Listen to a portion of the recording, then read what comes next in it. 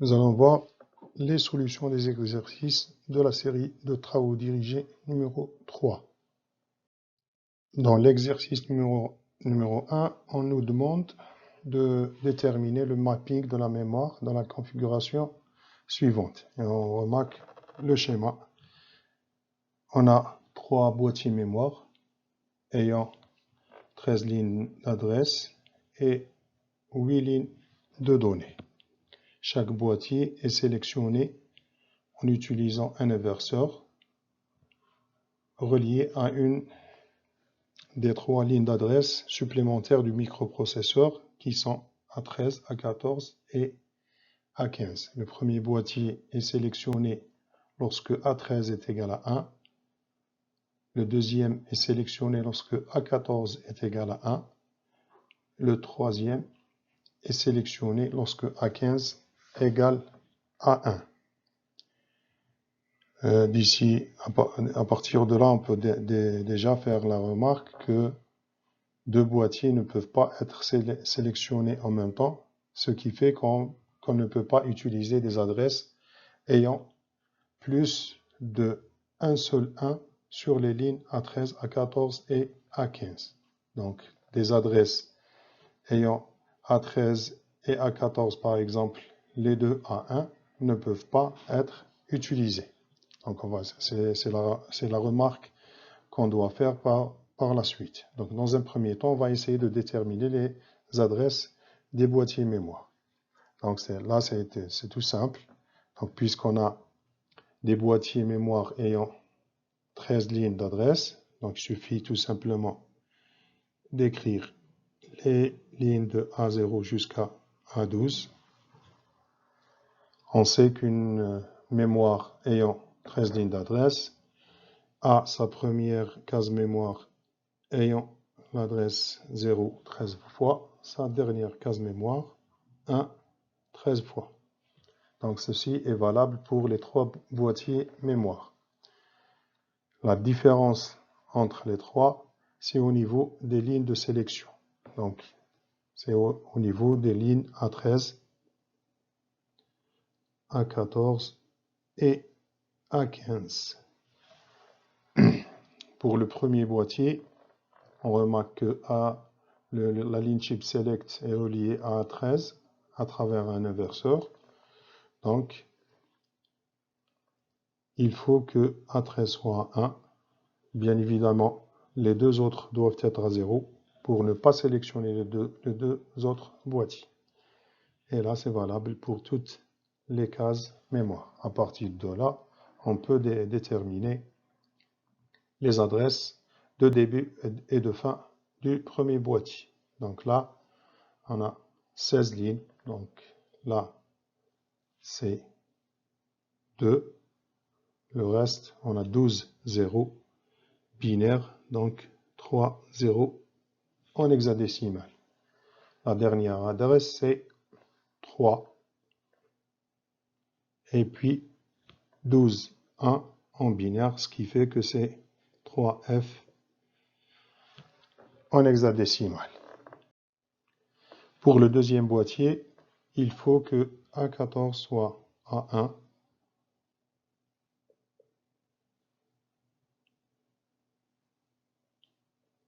A13 et A15 à 0. Et là, on peut déterminer de la même manière les adresses de début et de fin. Donc là, c'est 4, puis 3 0 en hexadécimal. Et là, c'est 5, F, F, F en hexadécimal. Pour ce qui est du troisième boîtier, il faut qu'il soit sélectionné en utilisant 1 sur la ligne A15. Les deux autres doivent être à 0. On va obtenir les adresses 8, 0, 0, 0 et la dernière 9, F, F, F hexadécimal. On nous demande de faire, donc quelle est la remarque qu'on peut faire? La remarque, c'est que on ne peut pas utiliser des adresses ayant A13 ou bien A14 et A15 de ayant 2 ou bien 3 1. Donc les seules possibilités admises sont un seul 1 sur A13, A14 ou bien A15. Donc c'est ceci pour éviter qu'il y ait 2 boîtiers de sélectionner en même temps. Cette solution donc d'utiliser 3 inverseurs, c'est une solution économique. Donc elle permet d'utiliser uniquement 3 inverseurs. Mais le problème, c'est qu'il y a des adresses qui sont interdites. Donc, des adresses qu'on ne peut pas utiliser. Pour éviter ce problème, il suffit tout simplement d'utiliser un décodeur ou bien un décodage complet. Donc, au lieu qu'il y ait 3 inverseurs, on va utiliser un décodeur 3 par 8, donc qui va recevoir A13, A14 et A15. Un décodeur 3 x 8, bien sûr, a 8 sorties. Et là, il suffit de choisir 3 des 8 sorties pour sélectionner les 3 boîtiers. On va choisir en fonction de la position mémoire qu'on veut attribuer à chaque boîtier. Exercice numéro 2. On a un processeur 16 bits avec une capacité d'adressage de 1 méga mot. 1 méga par 16 bits. Chaque mot de 16 bits est adressable séparément. Dans la première question, on nous demande les tailles des bus de données d'adresse du processeur. Donc on nous dit que c'est un processeur 16 bits, ça veut dire que D égale à 16. Ensuite, on nous donne l'espace ou bien la capacité d'adressage qui est égale à 1 méga. C'est égal à 2 à la puissance A. On sait que 1 méga s'écrit 2 à la puissance 20. Donc par identification, A est égal à 20. On nous donne ensuite 4 boîtiers mémoire de 4 kilooctets chacun. Et on désire connecter ces boîtiers mémoire à partir de la première case de l'espace adressable du processeur. On nous demande, dans un premier temps, de donner la taille en mots de la mémoire ainsi obtenue. Donc 4 par 4 kilooctets, 16 kilooctets.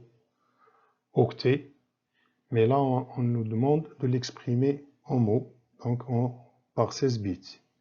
Donc là, il suffit de diviser par 2 kilo et de multiplier par 2 là pour préserver la même chose. Donc là, ça va être 8 kg par 16 bits. Ceci peut être également déterminé d'une autre manière, puisqu'on a des boîtiers de 4 kilo octets, donc ayant un bus de données sur 8 bits. Pour obtenir 16 bits, il faut nécessairement mettre 2 boîtiers mémoire. L'un va fournir les lignes de D0 jusqu'à D7, l'autre les lignes de D8 jusqu'à D15. Ces deux boîtiers doivent nécessairement avoir les mêmes adresses, ce qui fait que les lignes de sélection doivent être reliées les unes aux autres. Il nous reste deux autres boîtiers, donc on va faire la même chose, en 4 kilooctets et un autre boîtier de 4 kilooctets. On va relier les bus de données, là, et donc là c'est les chips select. Les lignes de sélection, les deux autres boîtiers sont également reliés. Là, on va obtenir 4 kilooctets plus 4 kilooctets, mais là c'est le bus de données qui va être doublé. Donc on va obtenir 4 kg par 16 bits. La même chose ici, 4 kg par 16 bits.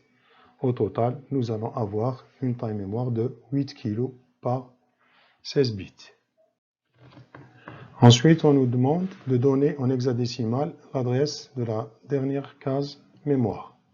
Donc, nous avons des boîtiers de 4 kilo octets. 4 kg, ça veut dire 12 lignes d'adresse. Ça veut dire de l'adresse A0 jusqu'à A11. La première adresse, c'est 0 12 fois. La dernière, c'est 1 12 fois. Ceci est valable donc, pour les deux premiers boîtiers. Les deux autres boîtiers vont avoir de la même manière les mêmes adresses de 0 12 fois jusqu'à 1 12 fois. Ce qui doit différencier les deux boîtiers, c'est les lignes de sélection. Les lignes de sélection doivent être obtenues grâce à un décodage d'adresse. Le décodage doit se faire sur les lignes restantes du microprocesseur qui sont de A12 jusqu'à A19. On avait dit que le processeur a 20 lignes d'adresse, donc de A0 jusqu'à A19. Pour le premier boîtier, la combinaison sur A12 jusqu'à A19 donc, doit être nécessairement 0. Pourquoi? Parce que tout simplement, on nous dit qu'il faut connecter ces mémoires à partir de la première case. La première case, c'est celle qui a l'adresse 00 en hexadécimal. Donc ceci est valable pour tous les deux premiers boîtiers, ou bien pour toutes les cases mémoire des deux premiers boîtiers. Sur les deuxièmes boîtiers, nous allons avoir des adresses qui doivent être différentes. Donc on doit utiliser une combinaison différente de 8 0. On a le choix sur plusieurs combinaisons, mais pour faire simple, il suffit tout simplement d'utiliser les adresses juste qui suivent les adresses des premiers boîtiers. Donc on va utiliser une combinaison ayant 1 sur A12 et le reste à 0. Et là, on va pouvoir déterminer l'adresse de la dernière case mémoire. Pour déterminer l'adresse en hexadécimal, de A12 jusqu'à A19, nous avons 8 lignes. Donc ici, nous avons 4 0 et 0, 0, 1. Ce qui fait que c'est la combinaison en hexadécimal 0, 1. Ce qui reste, la partie en bleu, c'est 12 lignes d'adresse. Donc c'est 12 1 binaire. Ça veut dire que c'est F, F, F en hexadécimal. Et là, on obtient 0, 1, F, F, F. C'est l'adresse de la dernière case mémoire des deux boîtiers, des deux derniers boîtiers. Dans la dernière question, on nous demande de proposer un schéma de connexion de ces mémoires. On fait la remarque que les broches de sélection de boîtiers chip select sont actives à 0. Donc chip select bar. Donc comme on vient de le voir déjà, donc nous devons relier deux boîtiers, donc ces deux boîtiers-là, avec 8 bits et 8 bits sur les 16 lignes de données du microprocesseur. On doit faire la même chose sur les deux autres boîtiers. Comme ça, la première colonne va fournir les lignes de D0 jusqu'à D7, ou plutôt de D8, comme c'est mentionné sur le schéma, de D8 jusqu'à D15. Et les deux autres boîtiers vont fournir les lignes de données de D0 jusqu'à D7. Au niveau des lignes de sélection des boîtiers, comme nous venons également de le dire, les lignes chip select des deux premiers boîtiers doivent être les mêmes. Comme ça, les deux boîtiers vont être sélectionnés en même temps. C'est également valable pour les deux autres boîtiers. Et là, il suffit tout simplement de déterminer l'équation pour la sélection des chip select, des deux lignes chip select CS1 et CS2. Donc on peut utiliser une porte NAND ou bien une porte OR. Donc une porte OR va être utilisée de cette manière. Donc c'est plus simple parce qu'il y a moins d'inverseurs.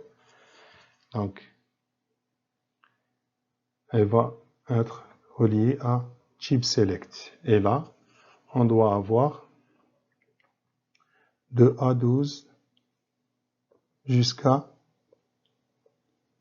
A19. Donc une porte OR à 8 entrées ou bien deux portes OR à 4 entrées. Donc là, c'est la même chose. Donc là, lorsque toutes les lignes de A12 jusqu'à A19 sont à 0, on va obtenir un 0 sur chip select 1, ce qui fait que les deux premiers boîtiers vont être sélectionnés. Pour le deuxième boîtier, on doit utiliser également une porte OR, donc chip select 2. Là, on a également 8 entrées. On avait dit qu'il suffit tout simplement de mettre un 1 sur A12. Donc, il faut utiliser un inverseur sur la ligne A12. Donc, et là, on va obtenir les deux équations chip select 1 et chip select 2. Dans le troisième exercice, on nous donne 4 boîtiers mémoire de 128 kilo-octets chacun. On désire exploiter ces boîtiers de telle sorte qu'ils occupent les dernières adresses de l'espace d'adressage d'un microprocesseur ayant 20 lignes d'adresse et 8 lignes de données. On nous demande, dans la première question, de représenter le schéma de connexion au microprocesseur. Donc là, nous avons des boîtiers mémoire ayant 8 lignes de données. C'est également la même chose pour le microprocesseur. Donc il a un bus de données sur 8 bits. Alors la connexion elle est directe. Donc on va connecter toutes les sorties de données des 4 boîtiers sur le bus de données du microprocesseur. Ensuite, nous avons des boîtiers mémoire ayant des tailles de 128 kg, ce qui fait que le bus d'adresse il est sur 17 bits, donc de A0 jusqu'à A16 pour les 4 boîtiers. Donc ces lignes-là doivent être nécessairement reliées aux lignes A0 jusqu'à A16 du microprocesseur. Donc ces liaisons-là, ces liaisons vont permettre de sélectionner une case mémoire parmi les 128 kilos. Seulement, là, il faut qu'il y ait un décodage d'adresses afin d'attribuer des adresses différentes pour les 4 boîtiers. Donc, ici, on va utiliser les 3 lignes restantes du microprocesseur qui sont A17, A18 et A19. On va utiliser un décodeur 3 par 8 ayant 3 entrées et 8 sorties. Les 8 sorties veulent dire qu'on peut connecter jusqu'à 8 boîtiers de 128 kilo-octets. Il y a la possibilité de connecter 8 boîtiers de 128 kilo-octets. Mais dans cet exercice, nous avons uniquement 4 boîtiers. Alors, on a le choix pour les 4 boîtiers, choisir entre 8 sorties du décodeur. Mais là, on a une condition supplémentaire sur la connexion. On nous dit qu'on désire exploiter ces boîtiers de telle sorte qu'ils occupent les dernières adresses de l'espace d'adressage. Alors, ce boîtier, ou bien la dernière case mémoire du dernier boîtier doit avoir nécessairement la dernière adresse de l'espace d'adressage. À partir de là, on va pouvoir déterminer toutes les autres adresses. Donc là, c'est la même chose. On va écrire les lignes de données de A0 jusqu'à A16 pour chacun des boîtiers. Il va rester les lignes de A17, A18 et A19 pour la sélection. Et cette fois-ci, nous allons commencer à partir de la dernière adresse du dernier boîtier. L'adresse de la dernière case mémoire du dernier boîtier, c'est 1, 17 fois, et 3.1 sur les lignes A17, A18 et A19, afin qu'on tombe sur la dernière adresse de l'espace d'adressage du microprocesseur. Donc la dernière adresse d'un microprocesseur ayant 20 lignes est nécessairement 21 en binaire. Et là, on va déterminer toutes les autres adresses. Pour ce qui est de la première adresse du dernier boîtier, il suffit uniquement de modifier les 17.1 par 17.0. Et on va tomber sur la première case mémoire du dernier boîtier. Bien évidemment, les trois lignes A17, A18 et A19 doivent être préservées. Donc, elles doivent avoir la même combinaison. Et là, on va pouvoir déterminer les adresses. Donc là,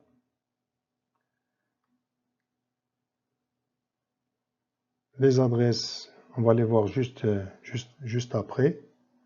Mais là, on va uniquement déterminer dans cette question, il faut écrire les équations de décodage d'adresse donc de chaque boîtier.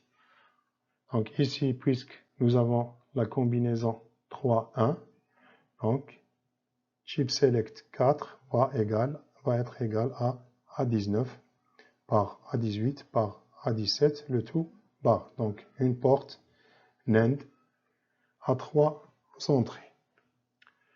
Sur les autres, il suffit tout simplement à chaque fois de décrémenter de 1. Donc là, nous avons 3.1, donc 7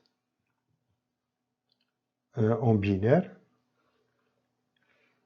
Le boîtier qui précède, donc le boîtier B3 doit avoir la combinaison 1, 1, 0.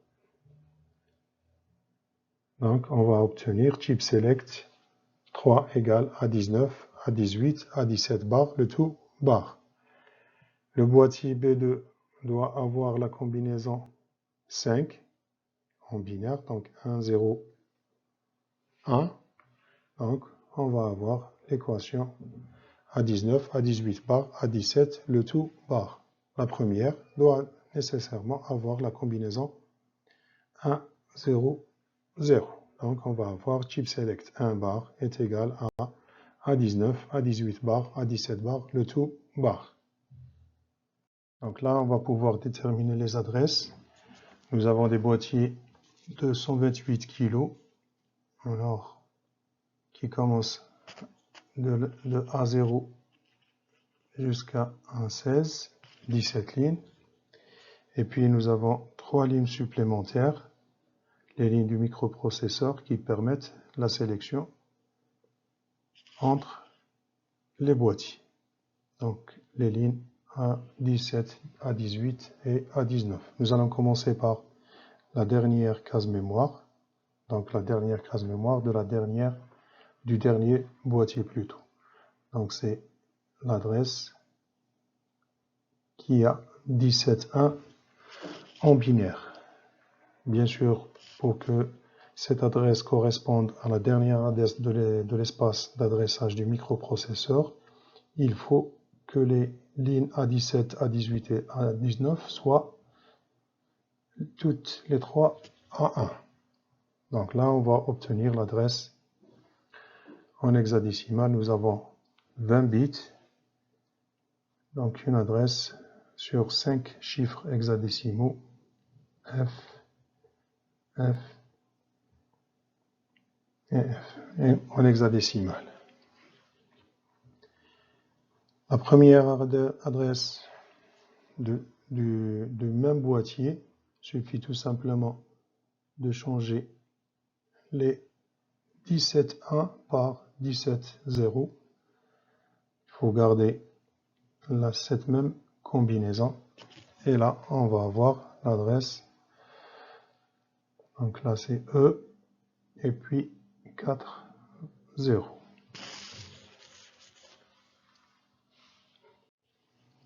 Donc pour le boîtier numéro 3, c'est la même chose. Il a 17 lignes d'adresse. Donc la première adresse, elle est de 0, 17 fois jusqu'à 1, 17 fois. Il suffit de modifier la combinaison pour A17, A18 et A19. Pour le dernier boîtier, c'était 1, 1, 1, donc 7 en décimale. Là, on va écrire la combinaison qui correspond au 6 décimal. La combinaison qui correspond au 6 décimal, c'est 1, 1, 0. Donc là, c'est le 6 en décimale. Et là, il faut convertir du binaire vers l'hexadécimal. Alors, ici, c'est C, 4, 0, hexadécimal. Et là, c'est D, 4, F, hexadécimal.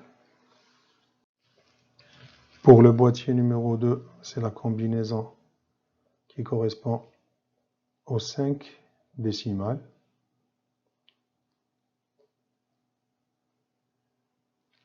Convertir ceci en hexadécimal va nous donner, donc ça c'est A et 4, 0. Et là c'est B et 4F en hexadécimal. Il reste juste le boîtier numéro 1. Donc sur le boîtier numéro 1, c'est la combinaison qui correspond aux 4 décimales. C'est 1, 0, 0. Convertir ceci en hexadécimal va donner 8, 0, 0, 0. Et la dernière adresse, c'est 9, F, F, F, F en hexadécimal.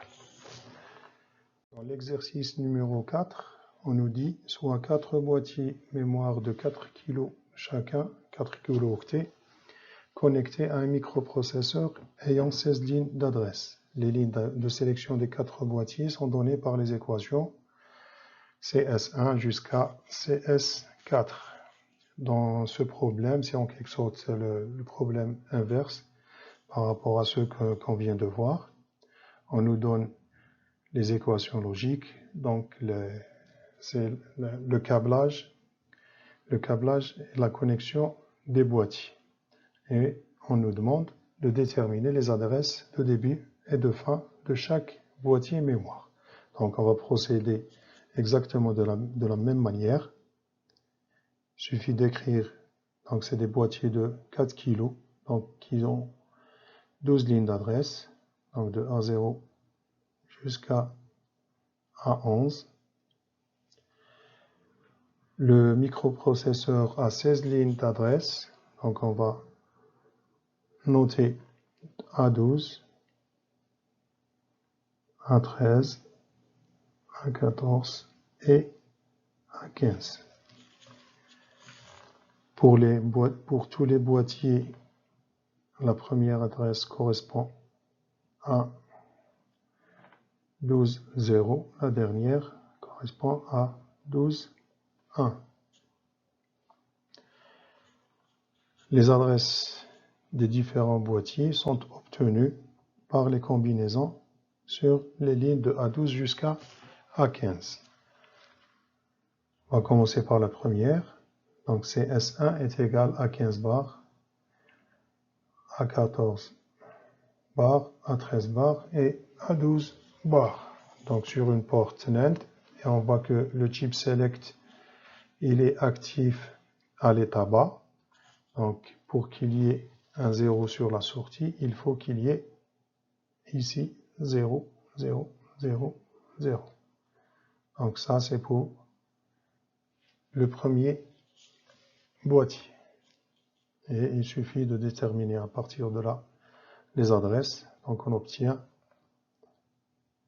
l'adresse 4, 0 en hexadécimal jusqu'à 0 et 3 F hexadécimal. Pour le boîtier numéro 2, c'est la combinaison 0, 0, 0, 1. Et on convertit en hexadécimal, on va trouver 1, 3, 0 jusqu'à 1 et 3 F. Et là, c'est simple. Il suffit de faire la même chose. On va obtenir les adresses des boîtiers 3 et les boîtiers 4. Dans la deuxième question de l'exercice numéro 4, on nous dit qu'on changeait la configuration de telle sorte à obtenir la dernière adresse du dernier boîtier sur l'adresse 7FFF hexadécimal. Et on nous demande de donner les équations des lignes de validation dans ce cas. Donc on commence par écrire la dernière adresse. Donc toujours, nous avons 4 kg donc de A0 jusqu'à A11. Et les lignes de sélection, ce sont les lignes de A12 jusqu'à A15.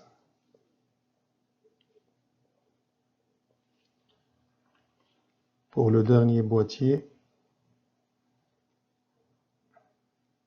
la dernière adresse, c'est 1 partout. La première adresse, c'est 0, 12 fois. Là, nous avons 12, 1. Ça veut dire que c'est 3F en hexadécimal. La dernière adresse qui est fixée, c'est 7 et puis 3F. Donc 7, on doit écrire la combinaison 7 ici. 0, 1, 1, 1. Donc c'est la même chose pour la première case. Donc là, le dernier boîtier va avoir ses adresses de l'adresse 7 et 3 0 jusqu'à 7 et 3F, en hexadécimal bien sûr. Donc à partir de là, on va pouvoir déterminer l'équation du chip select numéro 1. Plutôt le chip select numéro 4. Donc chip select numéro 4 va être égal, donc puisqu'on a un A15 qui est égal à 0, A15 bar fois A14 fois A12 et le tout bar, puisque nous avons chip select 4 bar, donc sensible à l'état bas. Donc là, on va trouver l'équation de chip select numéro 4. Et on va procéder de la même manière pour les autres boîtiers. Pour les autres boîtiers, on peut choisir n'importe quelle combinaison. Seulement, on nous dit que les adresses des boîtiers doivent être successives. Ce qui fait que là, on doit utiliser la combinaison qui précède la combinaison 7, donc la combinaison 6 pour le boîtier numéro 3. On va avoir là l'équation de chip select 3. La même chose pour le boîtier numéro 2. Donc, puisque les adresses doivent être successives, donc il faut opter pour la combinaison qui correspond aux 5 décimales. Et là, on va avoir donc 0, 1, 0, 1, 0, 1.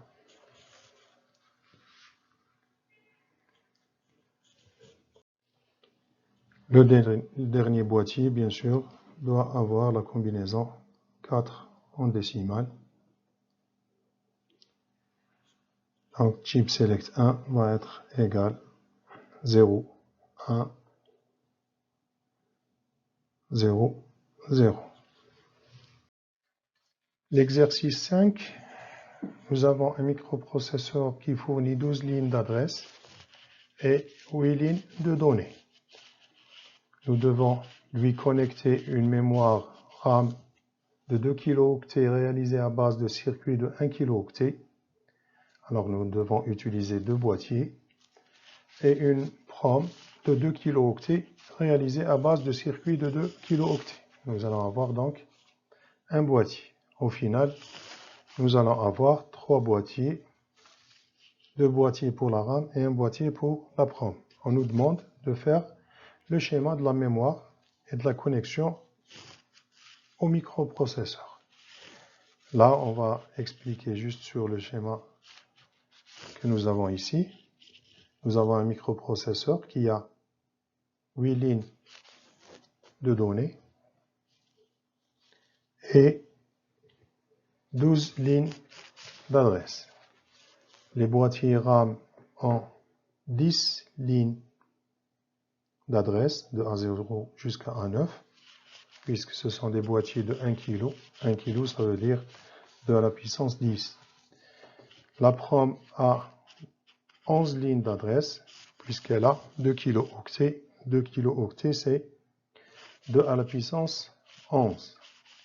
Alors, pour ce qui est des connexions, on doit connecter les lignes de données des 3 boîtiers sur le bus de données du microprocesseur.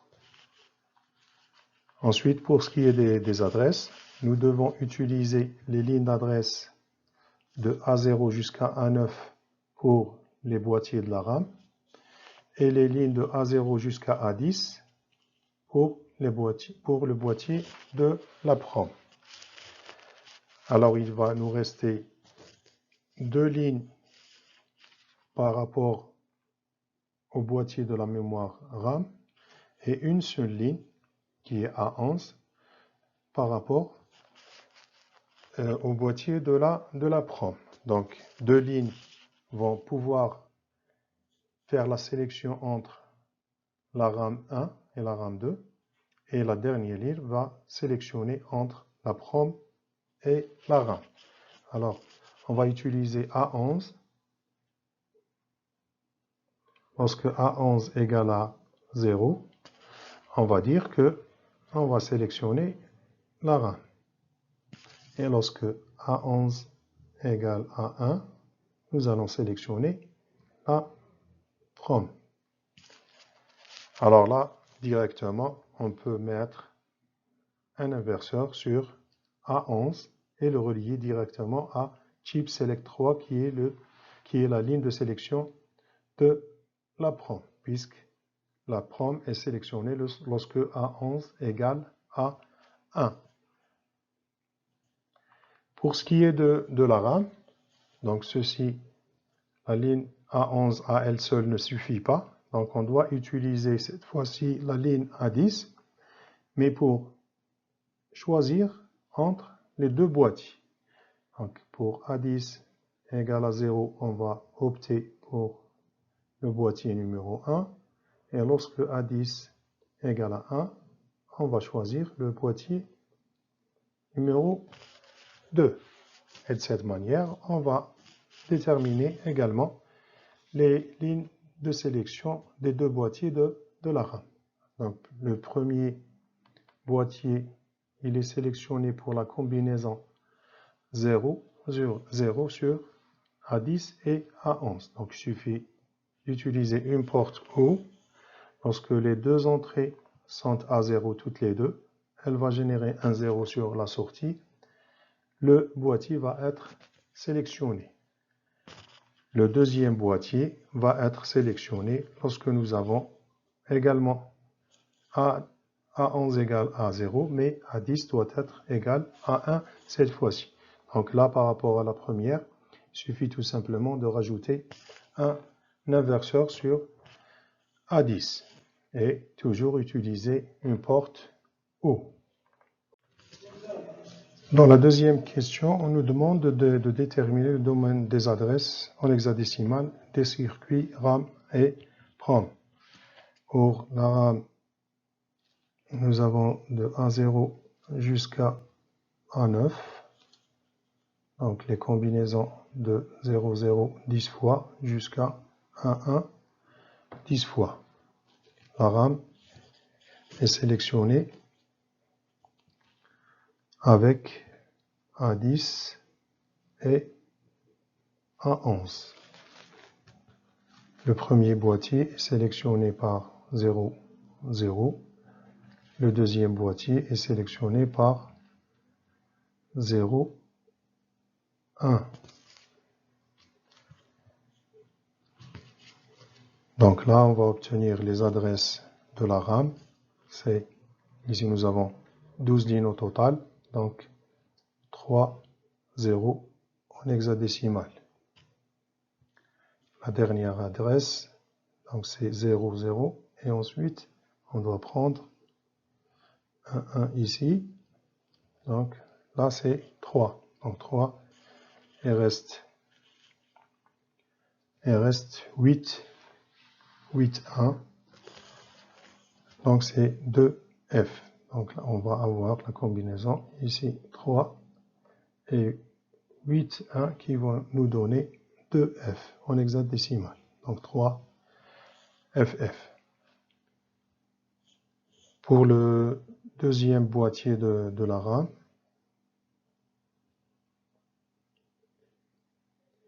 donc nous avons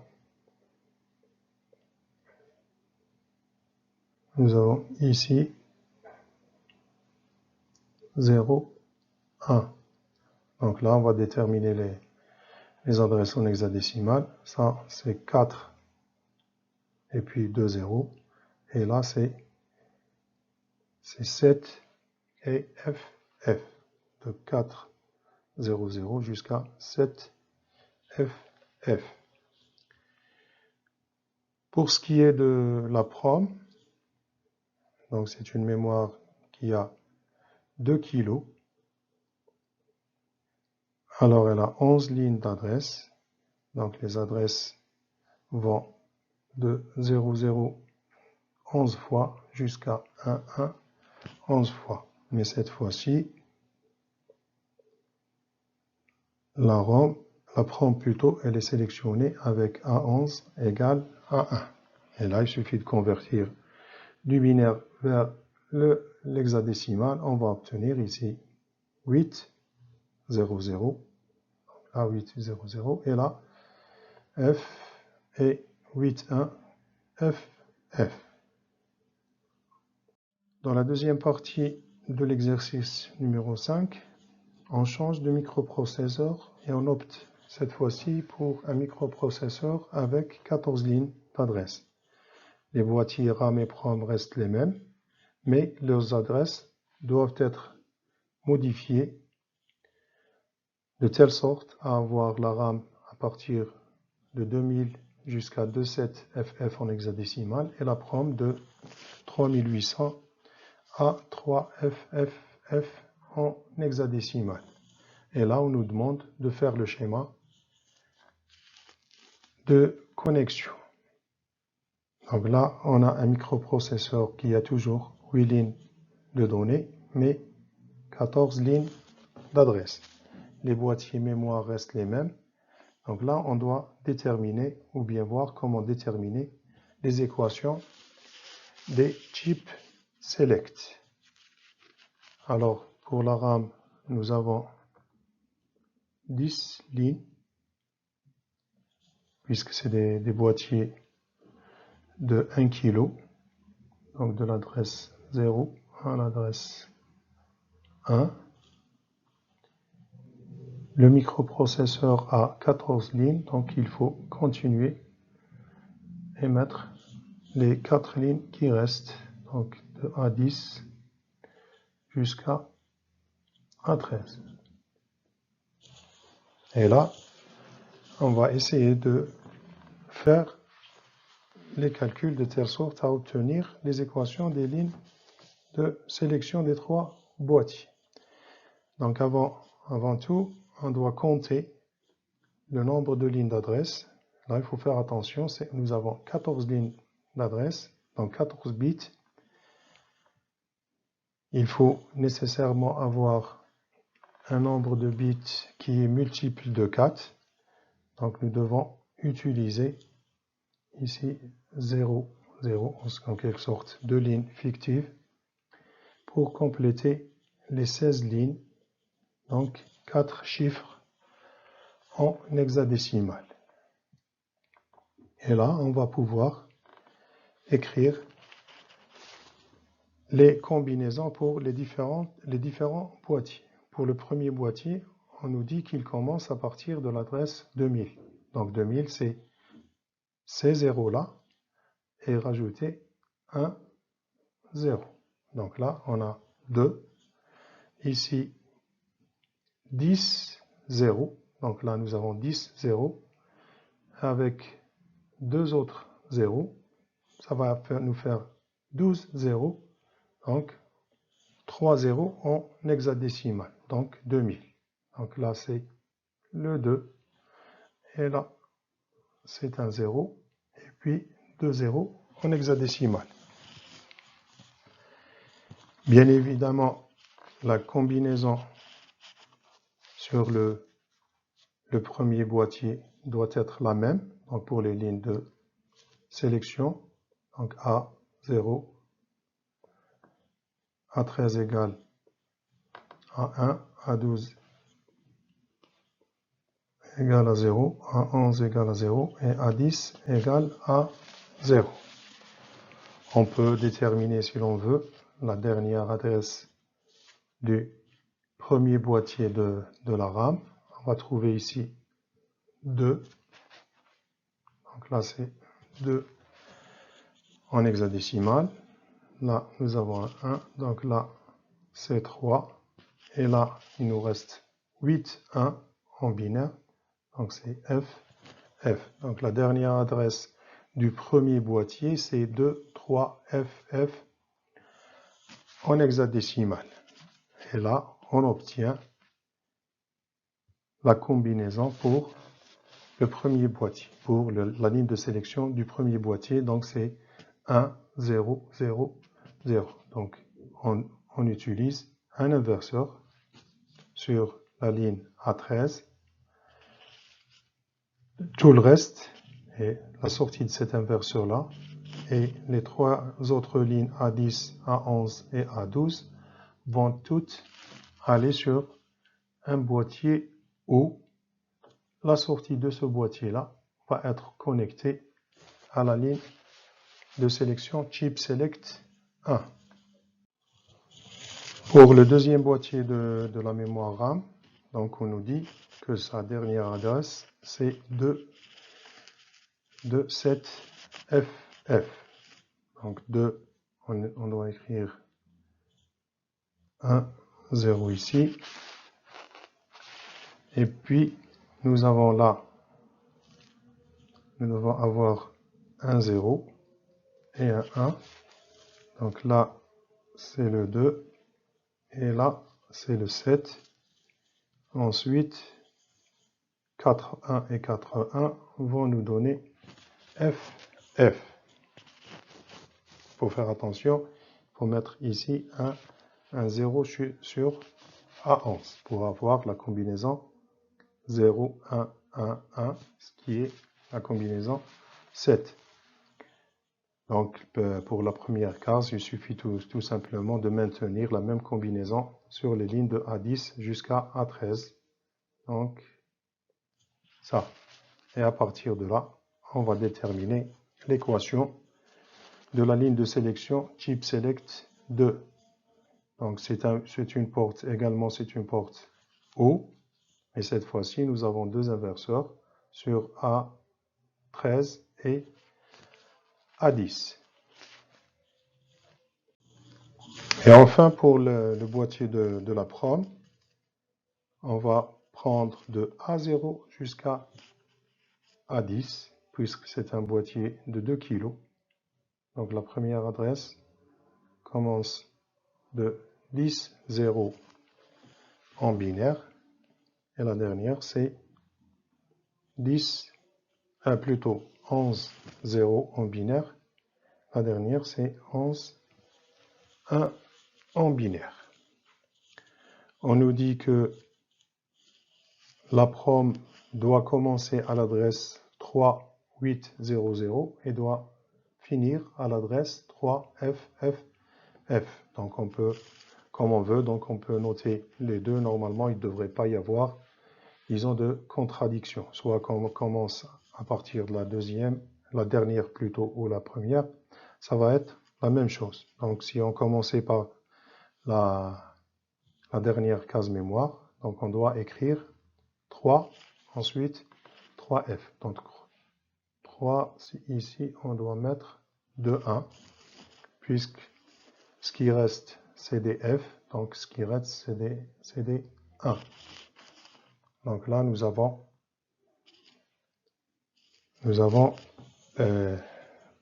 3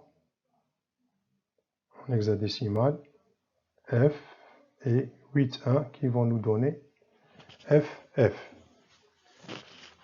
Pour qu'il n'y ait pas de contradiction, il faut qu'on ait toujours la même combinaison pour le boîtier. Donc 3, 1 sur les boîtiers A11, A12 et A13. Il faut juste confirmer que c'est bien l'adresse 3800. On va essayer de voir. Donc là, c'est bien un 3. Là, c'est bien un 8. Et le reste, c'est 2 0 en hexadécimal. Donc l'adresse est 3800 en hexadécimal. Donc là, le chip select 3 de la prom va avoir uniquement 3 entrées qui sont A11, A12 et A13, toutes les 3 ayant un inverseur. Ou bien on pouvait utiliser une porte NAND avec directement sans besoin d'utiliser des inverseurs A11, A12 et A13. C'est la même chose.